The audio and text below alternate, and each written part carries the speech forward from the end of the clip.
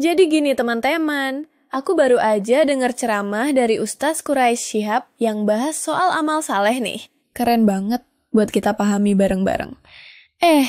Tadi tuh Ustaz Quraisy bilang kalau amal itu tuh bukan cuma yang kita lakuin sesekali atau asal-asalan, tapi yang serius dan berulang dengan niat yang benar. Niatnya tuh harus tulus karena Allah, bukan cuma buat pencitraan doang.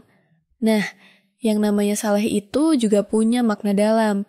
Bukan cuma bagus di mata manusia aja, tapi dia harus yang sesuai sama tujuan Tuhan kita.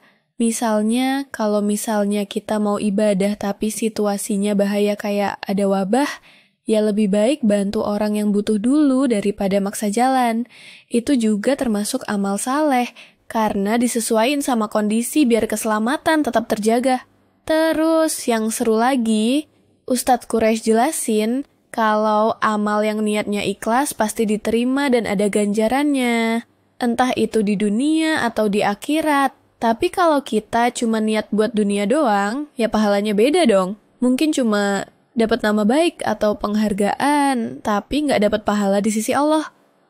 Dia juga ingetin, amal saleh tuh bukan cuma tindakan fisik aja, tapi juga niat di hati, yang cuma Allah yang tahu, dan itu hal krusial banget supaya amal kita bermakna dan diterima.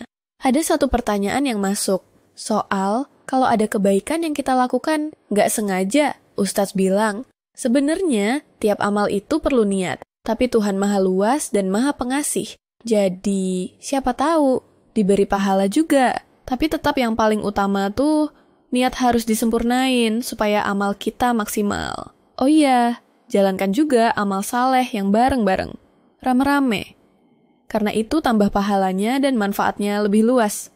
Jadi intinya, kita harus paham betul nih, amal saleh tuh gak sekedar ngelakuin kebaikan aja, tapi harus dengan hati yang bersih dan niat yang tulus.